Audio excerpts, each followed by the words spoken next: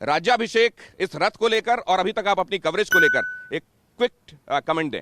बिल्कुल दिनेश, ये तो मेरा राज्य है, बिहार से मैं ताल्लुक रखती हूँ, तो एक खास जुड़ाव है यहाँ से, आप समझ ही सकते हैं। और टीवी9 भारतवर्ष की टीम बिहार चुनाव की एक भी खबर नहीं दर्शकों से छूटेगी, इसके लिए व्यापक इंतजाम की बात आपने कही दी। लगातार कवरेज में कर रही हूँ। बिहार की बात करें तो शुरुआत से ये बदलाव का केंद्र रहा है, बदलाव की धरती रही है, चाहे महात्मा गांधी के चंपारण सत्याग्रह से जोड़कर देखते हैं या फिर सम्राट अशोक या फिर महात्मा बुद्ध की दृष्टि से आप देखें। लेकिन लोग ये कहते हैं, जो राजनीतिक विश्लेषक ये कहते हैं कि अगर दिल्ली की सत्ता में बैठना है तो उसका केंद्र यूपी होता है, जाहिर है जनसंख्या के लिहाज से। आइए आपको रथ पे ले चलते हैं। आइए, मजबूत नहीं करेंगे तब तक केंद्र की सत्ता मजबूत नहीं हो सकती है, ये मैं कहना चाहूंगी। इस मायने में बिहार चुनाव बहुत खास है। तो यहाँ की बहू भी हैं और यहाँ की बेटी भी हैं और इसलिए यहाँ के मिजाज को बहुत अच्छे समझती हैं।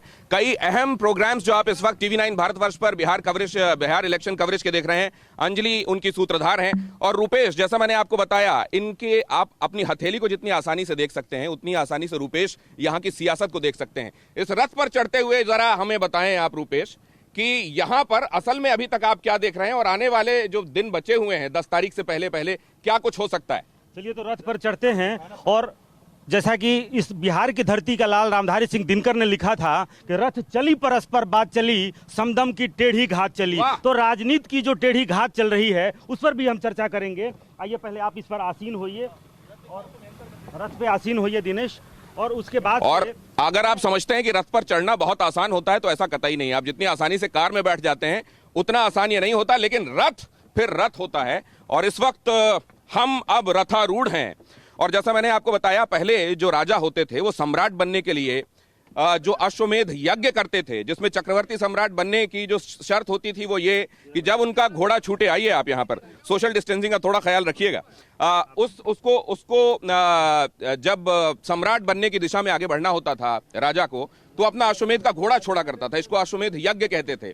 और यहां से टीवी9 भारतवर्ष ये घोड़ा रवाना कर रहा है जो सूचनाओं के हिसाब से, समाचारों के हिसाब से, बिहार इलेक्शन कवरेज के हिसाब से अश्वमेध यज्ञ से कम नहीं होगा, ये हम आपसे वादा करते हैं। तो रुपेश, जो आप बता रहे थे, इस बार मिजाज कैसा दिखाई दे रहा है? और इस रथ को लेकर जाहिर है आप मुझसे पहले से प्लानिंग में शामिल हैं, क्या वो बातें हैं जो विशेष रूप से आप दर्शकों को बताना चाहते हैं? देखिए, महाभारत से बात आपने शुरू की है, घोड़ा है, रथ है, राज्याभिषेक है, तो ये बिल्कुल महाभारत है। और ये 243 सीट, ये कुरुक्षेत्र है, ये विधानसभा क्षेत्र नहीं है बल्कि कुरुक्षेत्र है। और बिहार के लोग इससे पहले बिहार का इस तरह का चुनाव अब तक नहीं देखे होंगे।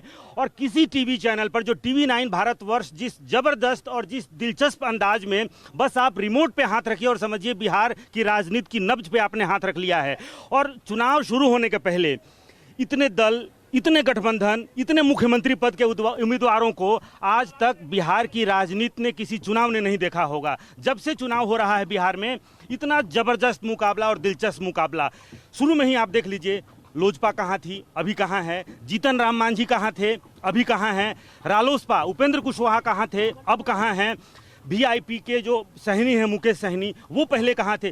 पूरी सियासत, पूरी राजनीति, पूरा गडमगड है। जैसा अंजलि कह रही हैं, ये इस बार ये बताया जा रहा है कि इस बार की सियासत, अगर आप समझ रहे हैं, ये जो 17वीं विधानसभा के लिए इस बार चुनाव हो रहे हैं, ये पहले हुए चुनावों के मुकाबले बेहद अलग हैं। पहले जो थे वो नहीं है और जो नहीं थे वो दिखाई दे रहे हैं। लेकिन बातें ये भी चल रही हैं कि भाई साहब अंदर ही अंदर डील हो गई है। डील की बातें भी बहुत चल रही है और अक्सर इलेक्शन के समय हुआ करता है। अड़ी सोमवार से शुक्रवार शाम 6 बजे सिर्फ टीवी9 भारतवर्ष पर।